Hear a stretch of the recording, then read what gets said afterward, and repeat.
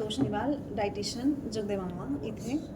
नमस्ते, मी Preeti Toshniwal जगदे मामामध्ये as dietitian म्हणून काम करते आहे. मला इथे येऊन 2018पासून मी स्टार्ट केलं आहे. 6 वर्ष झालेत मी जॉईन केलेलं आहे. आणि बऱ्यापैकी पेशंटला पाहून आता मला असं कळू लागलं की असं कसे कसे प्रॉब्लेम्स येतात पेशंटला पाहून.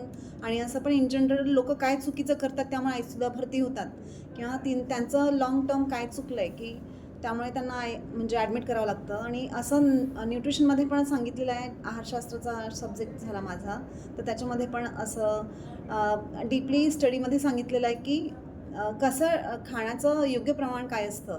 आणि ते सगळ्यांना माहिती असूनसुद्धा खूप चुकीचं खाणपानच्या पद्धती आता रुजू झाल्यात की आपण आता जंक फूडकडे वळलोत. आणि आता आपल्याला एक विषय घ्यायचा आहे की आपण कसं हे करूया, उन्हाळ्यात कसं डाएट घेऊया. तर उन्हाळ्यामध्ये तापमान वाढलेलं असतं आणि आपली बॉडीचं पण तापमान इन्क्रीज झालेलं असतं. आणि आपण बऱ्यापैकी आपलं जे आहे आतली उष्णता वाढलेली असते, पाणी कमी होत जातं, घाम फार येतो आहे.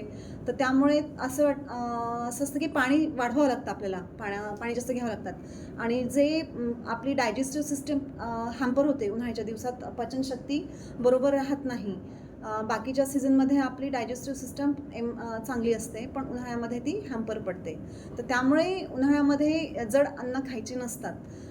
जसे बटाटा आहे किंवा फर्मेंटेड फूड आहे, इडली, डोसा किंवा वडापाव जे आहे हे खायचे नसतात.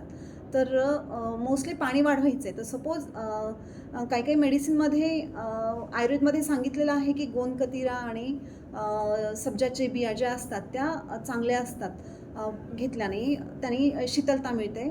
आणि पाणीमध्ये ते कसं ॲड करायचे, तर सकाळी उठल्या उठल्या आपण एक साधं थोडंसं लुकवॉर्म पाणी प्यायला पाहिजे. आणि त्याच्यानंतर चहा कॉफी शक्यतो टाळायला पाहिजे उन्हाळ्यामध्ये. त्याच्यामध्ये कॅफेन असतं आणि ती उष्णता वाढवत असतात. आणि जास्तीत जास्त तिखट आणि खारट आणि आंबट अशा पद्धती पण असे आहार घेतल्याने पण आपली बॉडीची उष्णता वाढत असते. त्यामुळे आहार घेताना पाणी वाढवणे. आणि आपण नेहमी सपोज आज उन्हाळ्याचा दिवस उन्हाळा सुरू झाला आहे, तर उन्हाळ्यामध्ये खाणपानमध्ये बदल करायचा म्हणजे आपण सकाळी नाश्ता करतो, दुपारी परत जेवतो, परत रात्री जेवतो. तर शक्यतो आपल्याला लिक्विड डाएट घ्यायला स्टार्ट करायला पाहिजे आणि 2च जेवण घ्यायला पाहिजे. नाश्ता असेल तर मग तुम्ही सकाळी नाश्ता व्यवस्थित करायचा आणि परत संध्याकाळी जेवायचं, मग लिक्विड घ्यायचं आहे. म्हणजे असं 3-4दा जे जेवायची ट्रेंड आहे, तर तसं 3-4दा जेवण करू नये उन्हाळ्यामध्ये. आणि त्याच्यामुळे मधात सरबत घेतलं किंवा कैरीचं सरबत घेतलं, लिंबू सरबत घेतलं आहे, किंवा आता नाश्ता केला आहे तर तांदूळाचा वापर जास्त सांगितला आहे आयुर्वेदमध्ये की तांदूळ, मूग डाळ तांदळाची खिचडी किंवा डाळ आणि तांदूळ आणि भाजी मिक्स केलेलं तुम्ही असं काही घेऊ शकतात. त्याच्यामध्ये तांदूळ वापरा असं फारसं सांगितलेलं आहे आयुर्वेदमध्ये की न्यूट्रिशन कसं भाताद्वारेच उन्हाळ्यामध्ये कसं तुम्ही हलका आहार घेऊ शकतात असं सांगितलेलं आहे. आणि सकाळच्या जेवणामध्ये तुम्हाला बरोबर प्रॉपर प्रोटीन, कॅलरीज, फॅट ह्याचं डिस्ट्रीब्युशन करून घ्यायला हवे.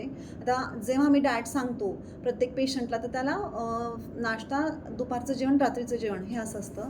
पण जेव्हा आपण उन्हाळ्यामध्ये स्टार्ट करणार आहे, तर 2 मीलमध्ये तुम्हाला किती कॅलरीज खायच्यात, तर त्या 2 मील डिवाईड करावे लागतात. सकाळच्या मीलमध्ये किती प्रोटीन, किती कॅलरीज आणि किती पाणी प्यायचं आहे. तर जसं तहान लागेल तसं आपण पाणी पितो. आपण फ्रीजचं पाणी पितो तर ते थंडगार असतं, त्याने आपल्याला सॅटिटी फील होत नाही. परत थोड्या वेळाने पिल्यानंतर परत आपल्याला ते पाणी परत तहान भागत नाही, परत पाणी पितो आहे आपण. तर तसं न करता डेऱ्याचं पाणी पिऊन आणि त्याच्यामध्ये वाळा जर टाकला तर ते वाळ्याच्या उपयोगामुळे ते पाणी आपल्याला असं सॅटिटी फील करतं, पाणी पिल्यासारखं वाटतं, परत तहान त्याची, त्यामुळे आपली परत तहान लागत नाही. तर हे काळजी घ्यायला पाहिजे. आता रात्री गोंदकतिरा भिजवून ठेवायचं आहे आणि त्याच्यामध्ये लिंबू हे टाकून आणि पुदिन्याचे बारीक पानं वाळलेले असेल तर वाळलेले पानं मिक्स करून त्या लिंबू पिळून आणि मध टाकून ते सकाळी ते गोंदकतिऱ्याचं पाणी प्यायला पाहिजे. हलक्या आहारामध्ये तुम्हाला आपलं रोजचं ट्रेंड असतं की आपण पोहे खातो किंवा आपण नॉनव्हेज, अंडे वगैरे